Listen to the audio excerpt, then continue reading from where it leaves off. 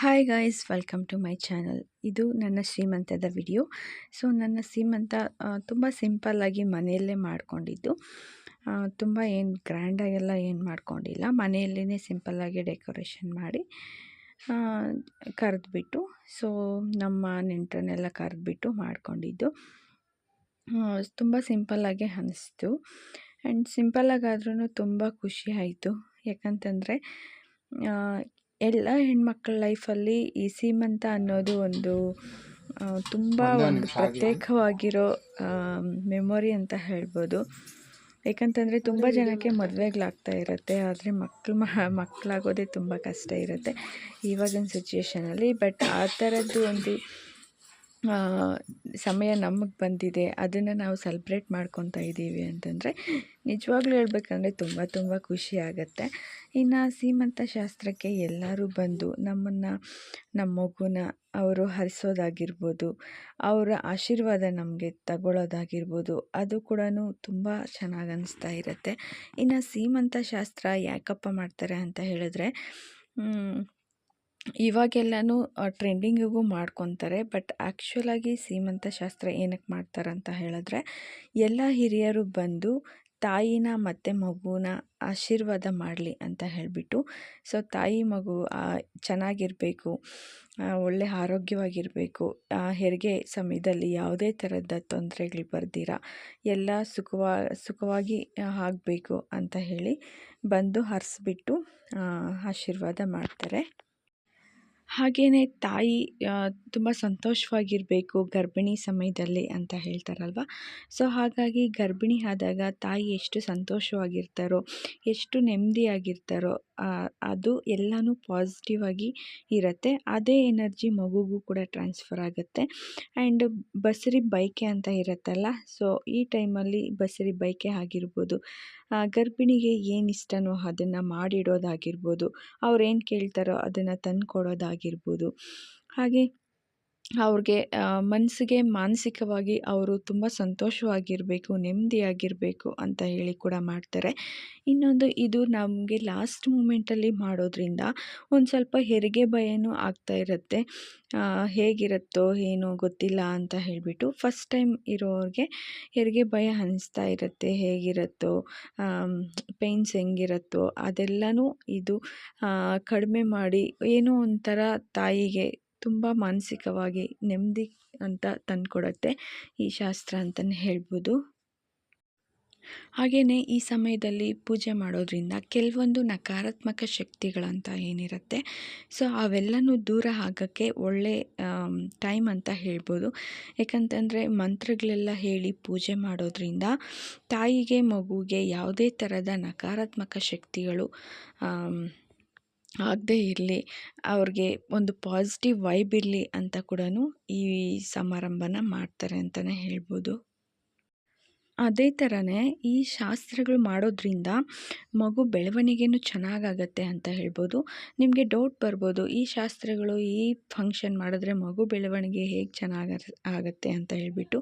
Actually ನಮ್ಮ ಗರ್ಭದಲ್ಲಿ ಮಗು ಇರುವಾಗ ನಾವು ಏನೆಲ್ಲ ಆ್ಯಕ್ಟಿವಿಟೀಸ್ ಮಾಡ್ತೀವೋ ಅದೆಲ್ಲನೂ ಮಗುಗೆ ಗೊತ್ತಾಗತ್ತೆ. ಸೊ ಅದು ಮಗು ಅಬ್ಸರ್ವ್ ಮಾಡುತ್ತೆ ಅಂತ ಹೇಳ್ತಾರೆ.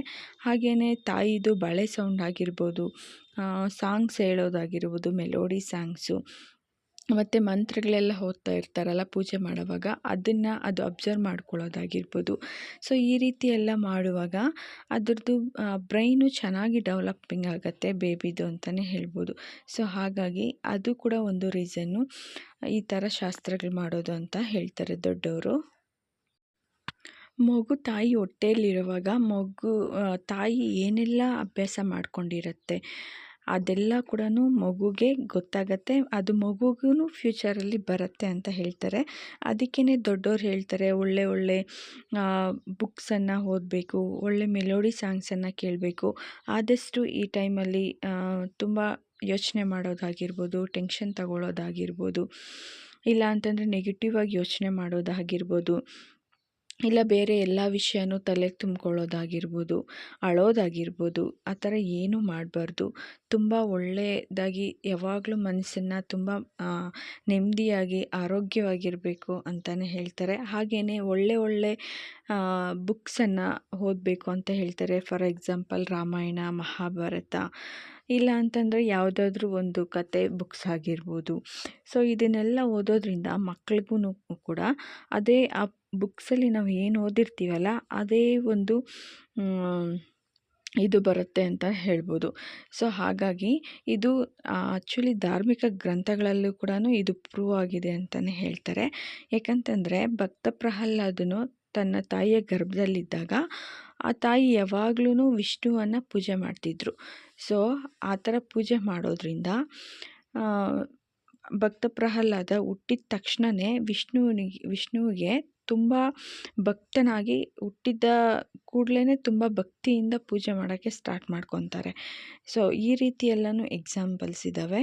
ಹಾಗಾಗಿ ಯಾವಾಗ್ಲೂ ಗರ್ಭಿಣಿ ಸ್ತ್ರೀಯರು ಒಳ್ಳೆಯದನ್ನೇ ಯೋಚನೆ ಮಾಡಬೇಕು, ಒಳ್ಳೆಯದನ್ನೇ ಓದಬೇಕು ಅಂತ ಹೇಳ್ತಾರೆ.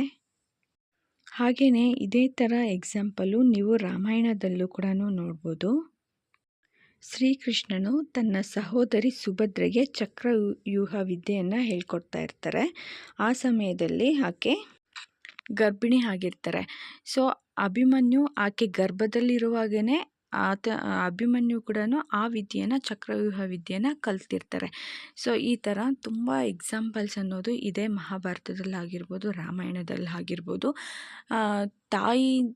ತಾಯಿ ಯಾವ ರೀತಿಯಾಗಿರ್ತಾರೋ ಹೊಟ್ಟೆಯಲ್ಲಿ ಮಗು ಇದ್ದಾಗ ಸೇಮ್ ಅದೇ ಥರ ಕ್ವಾಲಿಟೀಸು, ಅದೇ ಥರ ಯೋಚನೆಗಳು ಎಲ್ಲ ಕೂಡ ಮಗು ಮೇಲೆ ಪ್ರಭಾವ ಬೀರುತ್ತೆ ಅಂತಲೇ ಹೇಳ್ತಾರೆ.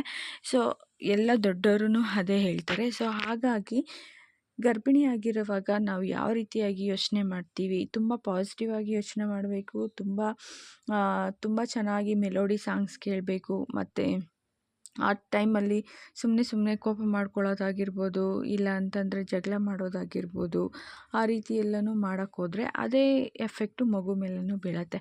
ಸೊ ಹಾಗಾಗಿ ನಾವು ಗರ್ಭಿಣಿ ಸಮಯದಲ್ಲಿ ಯಾವ ಥರ ಇದ್ದರೆ ಅದೇ ಥರ ಇರುತ್ತೆ. ಆದಷ್ಟು ಗರ್ಭಿಣಿಯ ಇದ್ದಾಗ ಏನೇ ತೊಂದರೆಗಳಿದ್ರೂ, ಏನೇ ಇದ್ದರೂ ಕೂಡ ನಾವು ಅದನ್ನು ತಲೆಗೆ ಹಾಕ್ಕೊಳ್ತೀರ ತುಂಬ ಪಾಸಿಟಿವ್ ಆಗಿದ್ದು ಯೋಚನೆ ಮಾಡ್ಕೊಂಡಿದ್ರೆ ನಮ್ಮ ಮಗು ಬೆಳವಣಿಗೆನೂ ಚೆನ್ನಾಗಾಗುತ್ತೆ. ಮಗುದ ಬ್ರೈನ್ ಡೆವಲಪ್ಮೆಂಟ್ ಆಗಿರ್ಬೋದು, ಆರ್ಗನ್ಸ್ ಡೆವಲಪ್ಮೆಂಟ್ ಆಗಿರ್ಬೋದು, ಅದೆಲ್ಲ ಕೂಡ ಚೆನ್ನಾಗಾಗತ್ತೆ. ಇನ್ನು ಈ ರೀತಿ ಎಲ್ಲ ಫಂಕ್ಷನ್ಸ್ ಎಲ್ಲ ಮಾಡೋದ್ರಿಂದ ಏನೋ ಮನಸ್ಸಿಗೆ ಒಂಥರ ಖುಷಿ, ಸಂತೋಷ ಅನ್ನೋದು ಸಿಗತ್ತಲ್ಲ. ಸೊ ಅದು ಕೂಡ ಮಗು ಮೇಲೇ ಎಫೆಕ್ಟ್ ಆಗೋದ್ರಿಂದ ಮಗು ಬೆಳವಣಿಗೆನೂ ಚೆನ್ನಾಗಾಗತ್ತೆ, ಮಗು ಬ್ರೈನ್ ಕೂಡ ಚೆನ್ನಾಗಿ ಡೆವಲಪ್ ಆಗುತ್ತೆ ಅಂತ ಹೇಳ್ತಾರೆ. ಸೊ ಇದು ಫ್ರೆಂಡ್ಸ್ ನನ್ನ ಸೀಮಂತದ ವಿಡಿಯೋ. ತುಂಬ ಜನ ಬಂದಿದ್ದರು, ತುಂಬ ಚೆನ್ನಾಗಿ ಆಶೀರ್ವಾದ ಮಾಡಿದ್ರು. ನನಗಂತೂ ಸಖತ್ ಇಷ್ಟ ಆಯಿತು. ಏಕಂತಂದರೆ ನನಗೆ ಇದು ಫಸ್ಟ್ ಅಲ್ವಾ. ಸೊ ಹಾಗಾಗಿ ನನಗೆ ತುಂಬ ಕ್ಯೂರಿಯಾಸಿಟಿ ಇತ್ತು ಹೇಗೆ ಏನು ಅಂತ. ಇನ್ನು ಊಟಗಳೆಲ್ಲನೂ ನಾನು ಅದನ್ನು ಕ್ಲಿಪ್ಪು ತಗೊಳ್ಳಿಲ್ಲ. ಏಕಂತಂದರೆ ವಿಡಿಯೋ ಯಾರೂ ಮಾಡೋಕ್ಕಿರಲಿಲ್ಲ, ನಾನೇ ತಗೋಬೇಕಾಗಿತ್ತು. ಸೊ ನಂದು ಫಂಕ್ಷನ್ ಎಲ್ಲ ಮುಗಿಯೋಷ್ಟರಲ್ಲಿ ಎಲ್ಲ ಕಂಪ್ಲೀಟ್ ಆಗಿತ್ತು. ನಾನು ನೈಟ್ ಎಲ್ಲನೂ ಕ್ಲಿಪ್ ತಗೊಂಡಿದ್ದು, ಊಟ ಎಲ್ಲನೂ ಅಷ್ಟರಲ್ಲಿ ಎಲ್ಲ ಖಾಲಿ ಆಗಿತ್ತು. ಸೊ ಹಾಗಾಗಿ ಅದೇನು ನಾನು ತಗೊಳ್ಳೋಕ್ಕಾಗಲಿಲ್ಲ. ಯಾರಾದರೂ ಬೇರೆಯವರು ಇದ್ದು ವಿಡಿಯೋ ಮಾಡ್ಕೊಳ್ತಾ ಇದ್ದಿದ್ರೆ ಚೆನ್ನಾಗಿರ್ತಾಯಿತ್ತು. ಇನ್ನು ಡೆಕೋರೇಷನು ಎಲ್ಲನೂ ತುಂಬ ಸಿಂಪಲ್ಲಾಗಿ ಮಾಡಿದ್ವಿ.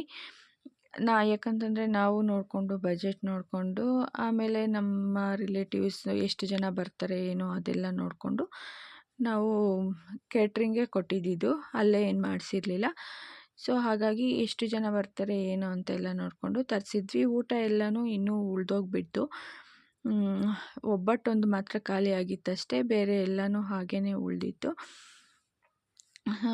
ಸೊ ಇದು ಮತ್ತು ಇದೂ ಅಷ್ಟೇ ತುಂಬ ಸಿಂಪಲ್ಲಾಗೆ ಮಾಡಿಸಿದ್ವಿ ಡೆಕೋರೇಷನ್ ಎಲ್ಲನೂ. ಇದು ಫ್ರೆಂಡ್ಸ್ ನನ್ನ ಸೀಮಂತದ ವಿಡಿಯೋ. ಇದೆಲ್ಲನೂ ನನಗೆ ತುಂಬ ಮೆಮೊರಿ ಆಗಿರುತ್ತೆ ಅಂತ ಹೇಳಿಬಿಟ್ಟು ನಾನು ಯೂಟ್ಯೂಬ್ಗೆ ಹಾಕ್ತಾಯಿದ್ದೀನಿ. ಸೊ ಐ ಹೋಪ್ ಈ ವಿಡಿಯೋ ನಿಮಗೆ ಯೂಸ್ಫುಲ್. ಆ್ಯಂಡ್ ಈ ವಿಡಿಯೋದಲ್ಲಿ ನಾನು ತುಂಬ ಚೆನ್ನಾಗಿರೋ ಕೆಲವೊಂದು ಪಾಯಿಂಟ್ಸ್ನ ಹೇಳಿದ್ದೀನಿ, ಗರ್ಭಿಣಿ ಸ್ತ್ರೀಯರು ಹೇಗಿರಬೇಕು ಅಂತ ಹೇಳಿಬಿಟ್ಟು. ಐ ಹೋಪ್ ಇದು ನಿಮಗೆ ಯೂಸ್ ಆಗುತ್ತೆ ಅಂತ ಅಂದ್ಕೊಳ್ತಾ ಇದ್ದೀನಿ. ವಿಡಿಯೋ ಇಷ್ಟ ಆದರೆ ಲೈಕ್ ಮಾಡಿ, ಶೇರ್ ಮಾಡಿ, ಹಾಗೆ ಚಾನಲ್ನ ಸಬ್ಸ್ಕ್ರೈಬ್ ಮಾಡ್ಕೊಳ್ಳೋದು ಮರಿಬೇಡಿ. ವಿಡಿಯೋ ನೋಡಿದ್ದಕ್ಕಾಗಿ ತುಂಬ ಧನ್ಯವಾದಗಳು. Thank you.